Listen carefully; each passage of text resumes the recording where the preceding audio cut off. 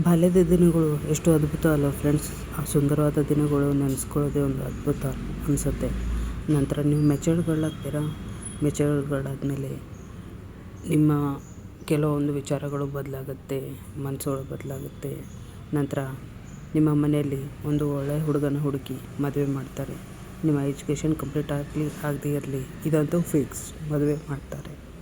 ನಂತರ starting days ತುಂಬಾ ಚೆನ್ನಾಗಿರುತ್ತೆ. ಎಲ್ಲ ಈಸಿ ಅನಿಸ್ತಾ ಇರುತ್ತೆ, ಸ್ವಲ್ಪ ಕಷ್ಟ ಅನ್ನಿಸ್ತಾ ಇರುತ್ತೆ. ನಂತರ ಒಂದೊಂದೇ ಟಾಸ್ಕ್ ಬೆಳೀತಾ ಹೋಗುತ್ತೆ, ನಿಮ್ಮ ಕೆಲಸಗಳು ಶುರು ಆಗ್ತಾನೆ ಹೋಗುತ್ತೆ. ಫ್ರೀಯಾಗಿ ಬೆಳೆದ ನಿಮಗೆ ಇದು ಸ್ವಲ್ಪ ಸ್ಟಾರ್ಟಿಂಗಲ್ಲಿ ಹೆವಿ ಅನಿಸೋಕ್ಕೆ ಶುರು ಆಗುತ್ತೆ. ಕೆಲವೊಂದು ಕೆಲಸಗಳು ಕಷ್ಟ ಅನಿಸುತ್ತೆ, ಏನೋ ಒಂದು ಭಾರ ನೋವು ಅನಿಸೋಕ್ಕೆ ಸ್ಟಾರ್ಟ್ ಆಗುತ್ತೆ. ಎಲ್ಲರನ್ನು ಮೆಚ್ಚಿಸೋದು ಅಷ್ಟು ಸುಲಭದ ಮಾತಲ್ಲ. ಸ್ವಲ್ಪ ಸ್ಟಾರ್ಟಿಂಗಲ್ಲಿ ಎಲ್ರಿಗೂ ಕಷ್ಟ ಆಗುತ್ತೆ.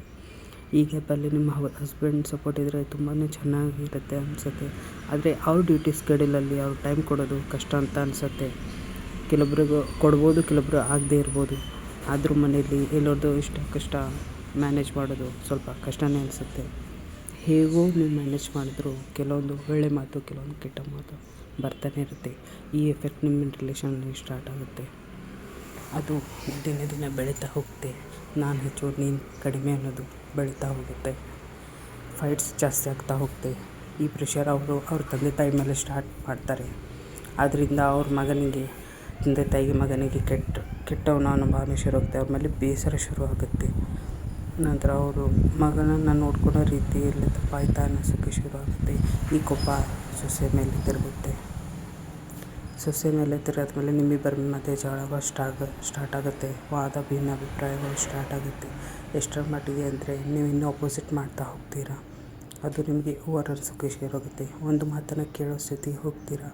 ಈ ರಿಲೇಷನ್ ಮತ್ತೆ ನಿಮ್ಮ ರಿಲೇಷನ್ನಲ್ಲಿ ಸ್ಟಾರ್ಟ್ ಆಗುತ್ತೆ. ಈ ಜಗಳಗಳು ನಿಮ್ಮ ರಿಲೇಷನ್ ಮೇಲೆ ಎಫೆಕ್ಟ್ ಆಗೋಕ್ಕೆ ಶುರು ಆಗುತ್ತೆ.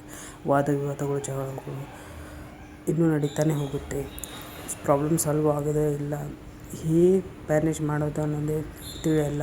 ಫುಲ್ ಕಷ್ಟ ಆಗ್ತಾ ಹೋಗುತ್ತೆ. ಜಗಳಗಳು ನಡೀತಾನೆ ಹೋಗುತ್ತೆ. ಕೆಲವು ದಿನ ಮ್ಯಾನೇಜ್ ಮಾಡಿದ್ರು ಮಾಡದೇ ಇದ್ದರೂ ಜಗಳ ಬರ್ತಾನೆ ಇರುತ್ತೆ.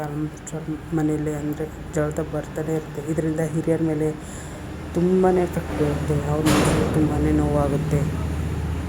ನಿಮ್ಮ ಪ್ರೆಷರ್ನ ಯಾರ ಹತ್ರ ಹೇಳ್ಕೊಂಡು ನಿಮಗೂ ಕೂಡ ತಿಳಿಯಲ್ಲ, ಅವ್ರಿಗೂ ಕೂಡ ತಿಳಿಯೋದಿಲ್ಲ.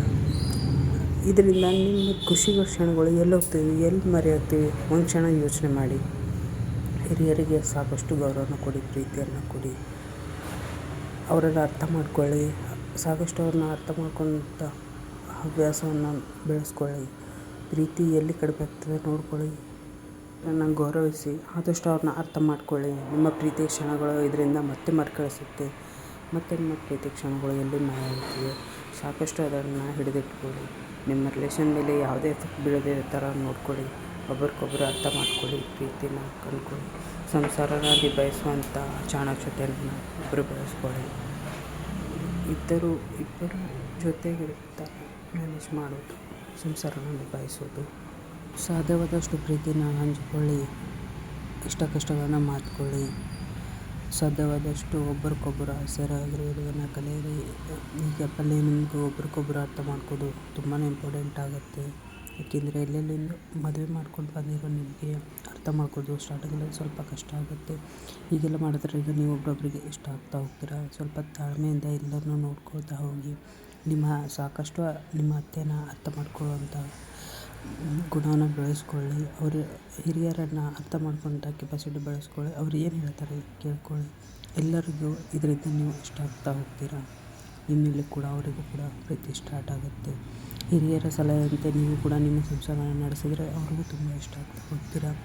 ಇದರಿಂದ ಈ ಮೌಲ್ಯಗಳು ನಿಮ್ಮ ಮಕ್ಕಳಿಗೂ ಕೂಡ ಕೊಡ್ತಾ ಹೋಗಿ. ನಿಮ್ಮ ಮಕ್ಕಳಿಗೂ ಕೂಡ ಪ್ರೀತಿ ಕೊಡ್ತಾ ಹೋಗಿ.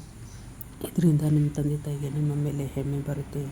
ನಮ್ಮ ಮಗಳ ಮೇಲೆ ತುಂಬಾ ಹೆಮ್ಮೆ ಬರುತ್ತೆ. ಇದರಿಂದ ಸಂಸಾರನ ಸ್ವಲ್ಪ ಮಟ್ಟಿಗೆ ನಿಭಾಯಿಸುವಂಥ ನಿಮಗೆ ಚಾಣಶಕ್ತಿ ಬರುತ್ತೆ. ನಿಮ್ಮ ಮಕ್ಕಳಿಗೂ ಕೆಲವು ಮೌಲ್ಯಗಳು ತಿಳಿಸ್ಕೊಳ್ಳುವಂಥ ಗುಣವನ್ನು ಬೆಳೆಸ್ಕೊಳ್ತಾ ಹೋಗ್ತೀರಾ. ಇದರಿಂದ ನೀವು ಸಂಪೂರ್ಣ ಮಗಳೇ ಆಗ್ತೀರಾ, ಒಂದು ಸಂಪೂರ್ಣ ಹೆಣ್ಣು ಮಗಳಾಗ್ತೀರಾ. ನೀವು ತಲೆಬಾಗೋದ್ರಿಂದ ಇಡೀ ಮನೆ ಹಬ್ಬವಾಗಿ ಬಿಡುತ್ತೆ. ಒಂದು ಹೆಣ್ಣು ಮನಸ್ಸು ಮಾಡಿದ್ರೆ ಒಂದು ಆ ಮನೆ ಕೂಡ ಅರಮನೆ ಆಗುತ್ತೆ. ಇಂಥ ಮನೆ ಕೂಡ ಒಂದು ಹಬ್ಬದ ವಾತಾವರಣ ಕೂಡ ಸೃಷ್ಟಿ ಮಾಡ್ಬೋದು. ನಿಮ್ಮ ಸಂಸಾರ ಹೆಣ್ಣು ಸಂಸಾರದ ಕರ್ಣ ಅಂತಾರೆ. ನೀವು ಮನಸ್ಸು ಮಾಡಿದ್ರೆ ಯಾಕಾಗಬಾರ್ದು ಫ್ರೆಂಡ್ಸ್. ಇದು ನೀವು ಮನಸ್ಸು ಮಾಡೋದ್ರಿಂದ ಇಡೀ ಮನೆ ಸ್ವರ್ಗವಾಗುತ್ತೆ.